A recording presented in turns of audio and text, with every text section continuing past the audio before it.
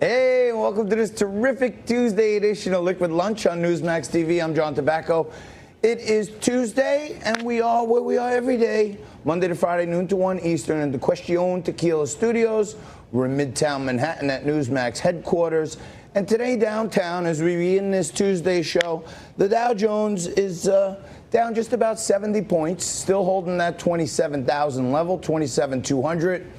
All eyes are on the Fed. We'll have Danielle DiMartino-Booth, former Fed employee and author of the book Fed Up, on a little later on to talk about what this means to you and what the Fed may do. It's always a wonderful day here in New York, whether it's Monday, Tuesday, Wednesday, Thursday, or Friday, to have my co-host and managing editor join me, Frank Morano. Thank you, John. Good afternoon in New York. Good afternoon, where it is quite humid in New York. I hope the rest of the country has a little bit of relief. You know, it's one of those cliches that always gets repeated. It's not the heat. It's not the heat, but it's the humidity. This is one that happens to be true. You walk through the streets of New York and cities like New York. I think Philly's experiencing a similar heat wave, and it's like you're walking in water. The air is just so thick. It's disgusting. It's hot as heck out there. That it is. There's no doubt about that. I forgot to give the Bitcoin update because I didn't know we were on air, because the staff, while they have much time in the morning to chat about all things, they forgot to turn on the monitors in the studio. But this is what happens with live television, and Bitcoin is up a little bit today, but I want people to be aware the IRS is sending out notifications, just friendly reminders to companies that trade cryptocurrencies and other that they do have a tax obligation and they need to report that. So that's going to strike some fear in some people. And there is the potential that the government, the federal legislators driven by bank lobbyists, in my view, may extend some further regulation across all 50 states like New York has, and create a way that they can tax the licensing of companies who want to trade in Bitcoin, and that is, Frankie, very bad news. Yeah, well, it's going to be interesting to see how things play out. Right now, the president is celebrating the 400th anniversary of Jamestown, the Jamestown colony. Very appropriate because it is Tobacco Tuesday, not just for John Tobacco, but we're remembering the fact that that was the first place in America that tobacco was cultivated, and it's what allowed John Rolfe's idea of planting tobacco in Jamestown is what allowed the Jamestown, Virginia colony to survive. But none of those are stories that I'll be speaking frankly about.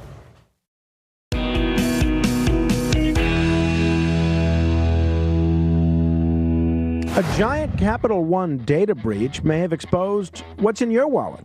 The bank says the data breach on July 19th compromised the information of about 100 million Americans and 6 million Canadians. That includes 140,000 Social Security numbers, 80,000 bank account numbers, and personal information from credit card applications over the last 14 years. A 33-year-old software engineer from Seattle was arrested yesterday in connection with the hack. California Governor Gavin Newsom is blaming the president and Republicans for an ongoing culture of gun violence during his visit to Gilroy yesterday. That's where a mass shooting at a garlic festival left 3 people dead and a dozen others injured on Sunday. Newsom said the lack of moral authority from the Trump administration has been the reason for repeated mass shootings. The Pentagon says 2 U.S. service members were killed in Afghanistan when a member of the Afghan security forces opened fire. The shooting took place yesterday in Kandahar. The Afghan gunman was shot and wounded and is in custody of Afghan forces. That is what's happening. By the way, Afghanistan, we spent a lot of time talking about the American elections, but Afghanistan is in the midst of a presidential campaign now, and it's a total disaster. Everyone is acknowledging pretty much that whatever emerges in Afghanistan, if fighting ever ends, the Taliban is going to have to be a part of that. So you have 10 presidential candidates or thereabouts, all campaigning. The guy that's president now is running for re-election, and he's basically in control of the election apparatus, and his number 2, basically the equivalent of the vice president, is running against him. So you have Abdullah versus Ashraf Ghani, and you have 6 or 7 candidates that said, you know what, the process is rigged, we may not participate anyway. So Afghanistan is a total mess. I continue to see no reason why American blood and treasure should be wasted there. Totally agree with you, and I see no reason why we should say Abdullah and Ashraf Afghani on our show in the same sentence anymore. Fair it's just as managing editor, I'm surprised you used that much alliteration in one sentence. Look, guess what? No matter what we do in Afghanistan, we lose. Guess what? Before we were there, Russia was there. And they lost. That part of the world is going to be controlled by these zealous people, Frank, no matter what, if you ask me. And if you're a voter in Afghanistan, look forward to your leaders probably advocating to throw homosexuals off buildings and stone women for inappropriate behavior. So, you cast your vote accordingly, Afghanis. I know there's a lot of other stuff to get to, but the best is we're in negotiations with the Taliban now, and basically we're saying, yeah, you can have basically control of the nation again. The one thing we don't want you to do is act as a training ground for terrorists that are going to harm America. And apparently that's too much for the Taliban to agree to. They're not ready to make that commitment yet. So you have peace talks going on in Afghanistan between the Americans and the Taliban. You know who's not involved in the peace talks? The elected government of Afghanistan. So as people go to the polls, you wonder, all right, well, do I really want to be electing people that are so inconsequential that they're not even part of the peace talks?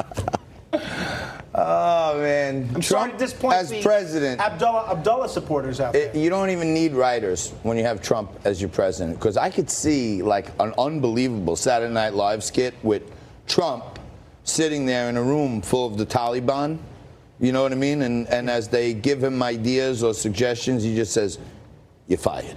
Hey, you know what I mean? Like what a it would be like Afghani Jeopardy or something like that. I can't even believe that we're still dealing with these people. But hey. George Bush did the same thing. No, what I can't George believe Bush did the same thing. That we've had 14 Americans die in Afghanistan today, in Afghanistan this year alone, in a war that basically has no sign of ever ending, that nobody can even tell me what victory looks like. Well, what was victory? I thought initially victory... How many troops do we have in Afghanistan? We have about 9,000. We have about 9,000. Maybe, depending on the day, it could be as many as 13,000. I guarantee you 9,000 families would be thrilled if Trump said, you know what, I can't deal with these people anymore. Everybody come on home. 9,000 American families would be thrilled. And I couldn't think of a better plan to say, pick up stakes, we're out of here. Well, I'll tell you who's not going to be thrilled if your predictions about the Federal Reserve are accurate, and that's Danielle DiMartino Booth. She's a little bit fed up, and she's not at all happy with this super low interest rate policy that the Fed has been adopting for the last decade or so. And you've predicted that we're going to see a minimum of a 25 basis point interest rate cut today, and that it could be as many as 50 basis points. I don't think Ms. Booth, or Mrs. Booth, I suppose, is going to be too pleased about that. So, well, we'll see what Danielle has to say. And, you know, every day we talk about our purpleness on this show. Even my background over here is a little purpley. My drink is purple. Frank's bubbly today is purple.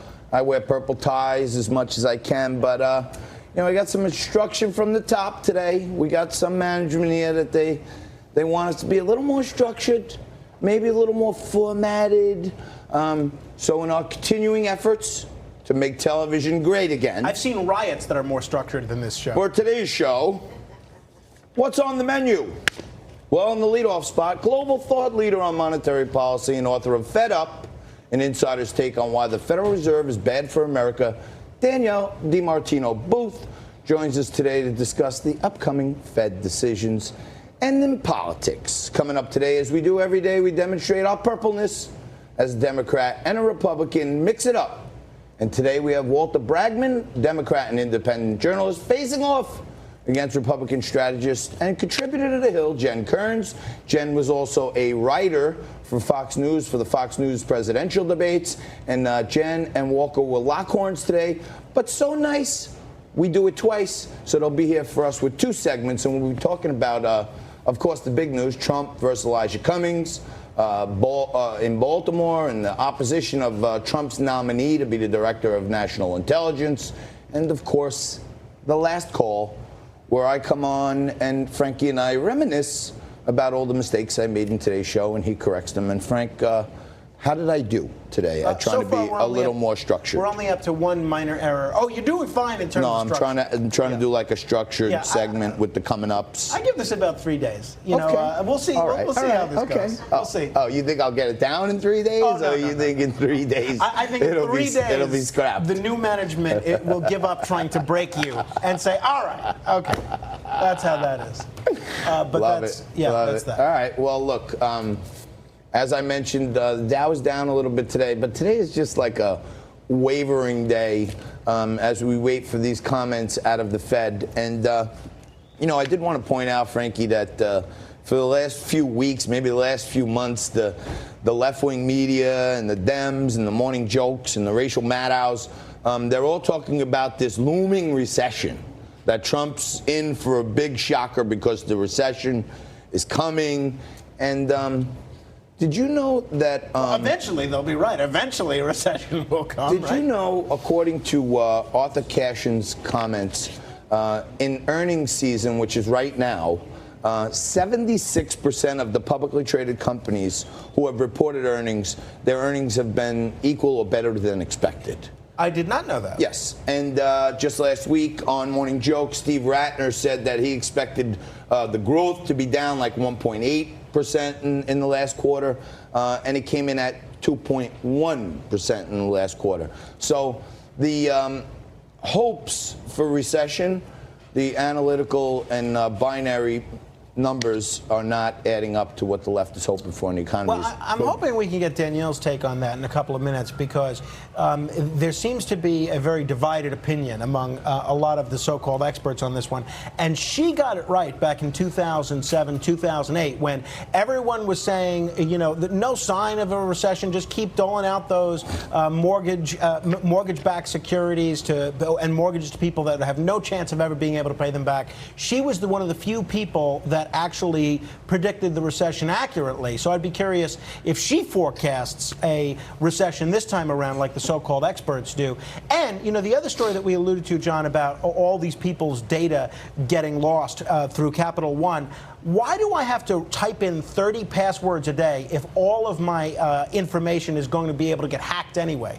One of those two things has to change. Either my information should be secure, or I shouldn't have to type in 40 passwords a day. How about this? There's nothing in any of your accounts, thanks to me even. Who cares about your passwords at this point? Fair enough.